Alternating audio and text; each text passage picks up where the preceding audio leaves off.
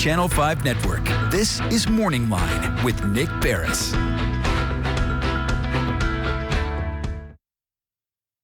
Good morning, everyone. Thanks for joining us on Morning Line. Nick Beres here with you on this Tuesday, and a very good show on tap. I'll invite you all, as always, to join in the conversation. By the way, this morning we're not only coming to you on the Plus, as you're watching us if you are on TV, but we're also streaming live on our Facebook page at newschannel5.com, so you can go there. I'll be monitoring the program there as well. If you make a comment, I can take that and ask our guest.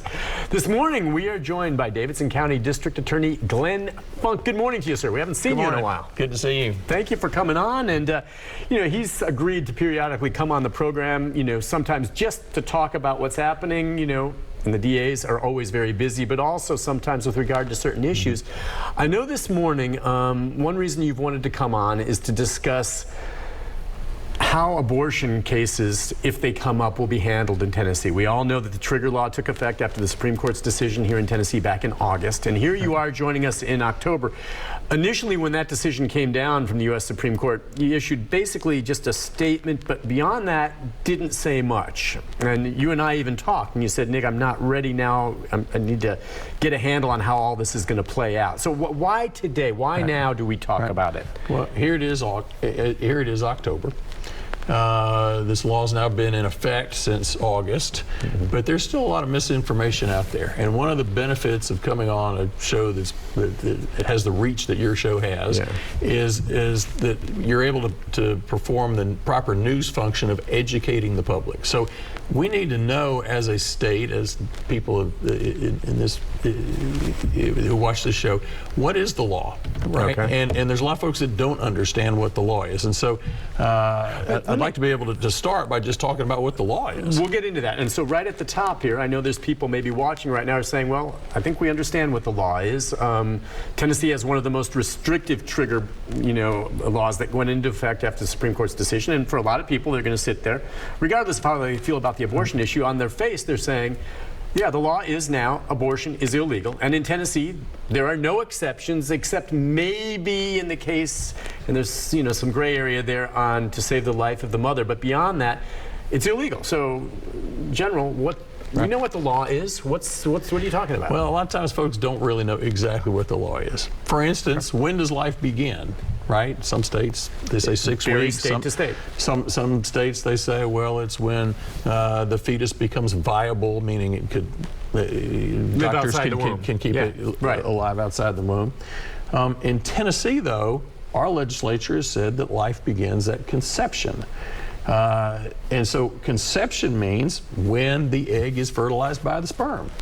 And so when someone at the moment of that fertilization, right, that is a human being according to the Tennessee state legislature. It's not a human being only.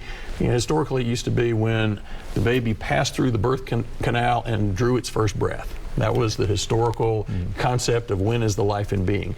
And then it became, well, in most places it was when the fetus was viable. Well, now in Tennessee, as soon as that egg is fertilized, that is a human life in being.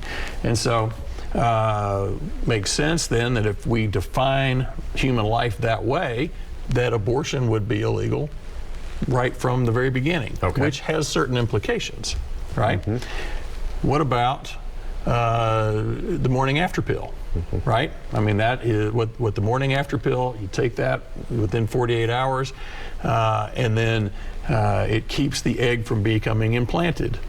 Well, if it's a human being at the time that the egg has now been fertilized, technically that's illegal, right? That's illegal under this statute.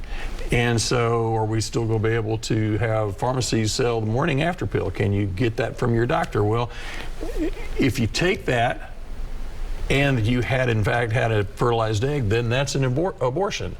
It would be impossible for a prosecutor to really prove it, because if you take the morning after pill but there's been no fertilization, well, then that's not a crime. So how would you be able to prove that? I think that would be impossible to prove. But we could go behind that and eliminate, or our legislature could say, you know what, morning after pill is now against the law because of this statute. IUDs, right? IUDs serve as a blockage, but it also keeps an egg that, if the sperm gets past the block, it keeps the egg from becoming implanted? Are we going to say that IUDs are now no longer an accepted form of birth control? Well, under this statute, in the current Tennessee law, IUDs very well could be interpreted as breaking the law with regards to the way we've defined life under 3915-214 and abortion under 3915-213. These are all things that you have to take into account, and you're bringing up some gray areas where clearly that has to be explored. But let's just talk about, in Tennessee now, a clear-cut case where perhaps a young woman decides a couple months into a pregnancy to seek an abortion, and one is done, okay? And as far as I know, there have been no cases yet prosecuted or charged in Tennessee. There have been no cases charged in Tennessee so far. And I would imagine there are far fewer abortions happening in Tennessee since this rule came down as well. And that's one of the reasons. See, one of the things that people think about abortion, and they think about a surgical abortion, right? If you just ask the rank and file person, what's an abortion? Well, you think, well, you go to a clinic, you go to the hospital, an operation is performed, and the pregnancy is terminated, right? But the reality is, in 2021 in the United States, 55% of abortions were a chemical abortion, a medical abortion, where someone takes a 2-pill regimen, and then that's how the abortion happens. So for anybody who's not familiar with that, the FDA has approved up to 10 weeks of pregnancy.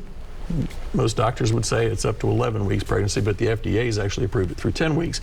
A 2-pill medical abortion, where the first pill is mifepristone, and it ends the pregnancy. It blocks progesterone, it ends the pregnancy, or at least stops the growth of the zygote or the fetus.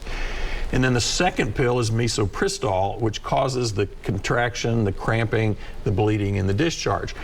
And so and most folks take those pills. Essentially, this happens. They go to their home where they can be comfortable, and that's where this actual ending of the pregnancy happens after the taking of these 2 pills. So that was 55% in 2021. Now, undoubtedly, it's gone through the roof because there are no open clinics where you can actually have the surgical abortion performed. So doctors are not doing it in Tennessee now because they're fear of prosecution, as far as you know. Well, my understanding is that there's been at least one done in the state of Tennessee for someone who had an ectopic pregnancy. There are a number of situations where the life of the mother really is in danger. It's a critical situation, and the life of the mother, is a real consideration. She shows up at the emergency room. I'm dying. I'm very sick. I've got these issues. And then the doctors are put in the position, do I want to go ahead and perform this abortion, right? Save the life of the mother, or do I not? And so what happens is number one, the doctor can still be charged, right? Under our current statute, the doctor has a defense, which means you get charged, you go to court, you try to convince a jury that, hey, I was doing this for all the right reasons. I was trying to save the life of the mother. If you're successful on that, great, you don't get convicted of a felony. If you're unsuccessful, though, you're now convicted of a felony. So a lot of doctors don't want to put their career in jeopardy. A lot of hospital administrators don't want their hospitals to be potentially sued, right? A lot of insurance carriers don't want to run that risk. And so most of the time in Tennessee, you're going to face some resistance. Now, of course, doctors have taken their oath to help patients, right? And so if they've got an issue like that, my understanding is that there's been at least one where a person had an ectopic, and they spent hours while the woman was actually in pain trying to figure out, what do we do? Do we go ahead and perform this procedure to save her life? Or do we put her on some medevac and try to get her to Illinois or to North Carolina where these procedures are still legal? The ectopic pregnancy one, I think most people, even those who are anti-abortion, would say that in ectopic, the fetus is never viable. That child is going to die anyway. That's a person. Yeah, that's a person. I guess so, but that's where it's under kind of like, our come on state now. law, that is a person. All right, you're right, under the law. So I guess what this comes down to then is interpretation, the discretion as you look at this. I guess my question before was, if there is a case that comes out, and you say it's not happening, most of them are chemical now, from your perspective here in Davidson County, if a complaint was filed, would you prosecute? Well, here's the problem, right? Chemical pregnancy, chemical abortion. Right? Let's say they go after a pharmacist. We want you to prosecute a pharmacist for giving out those pills. Here's the problem, right? First of all, our code, our Tennessee law says that this abortion law, this section does not subject the pregnant woman upon whom an abortion is performed or attempted to criminal conviction or penalty. So in other words, the woman's not going to be prosecuted under the abortion statutes, right? There could be other statutes the she's doctor prosecuted under. But the idea is if you go after and shut down the source, be it the doctor or the pharmacist providing the pills, that same effect, it's going to stop abortions. Well, it doesn't really, because are you saying I can't get the pills over the internet? Are you saying I can't get the pills brought to me? Are you saying that I can't get the pills sent to me from Copenhagen or from out of state? And the real issue here, the reason why this is actually going to come up all across the state is it's what the medical community calls the unlucky 5%. So if you take the pills and you go home and the pregnancy is terminated, 1 to 5% of those folks experience such excessive bleeding or cramping that they go to the hospital. When those folks who took this in the privacy of their homes and essentially took these 2 pills, ended their pregnancy, when that 5% go to the hospital, what's the first thing the triage nurse says? What medications are you on? Before we treat you, what medications? If you say mifepristone and misoprostol, right, boom, they know exactly what you did. I'm wondering, and we have to go to a break, I'll let you elaborate, but just on that note, I'm wondering, they know that, but aren't there HIPAA laws that will prohibit them from telling anyone what you took? No. Well, what the House passed last year, but it didn't go through the Senate, was that anybody who reports that they took these 2 pills needed to be reported to the State Department of Health. The State Department of Health would then put a file together and then present it to the district attorney. And say, here's a file. That did not get past the Senate, but that law was passed in April. It's pretty clear now that if the legislature wants to do this, they go back and they have essentially a cleanup statute where the Senate joins with the House. The governor would then sign it, which would say that if any hospital that gets this information has to turn it over to the State Department of Health. So much for your privacy of your medical records. Once it goes to the State Department of Health, it goes to the district attorney's office. Interesting. A lot to talk about. We can take some calls if you have a question for the DA.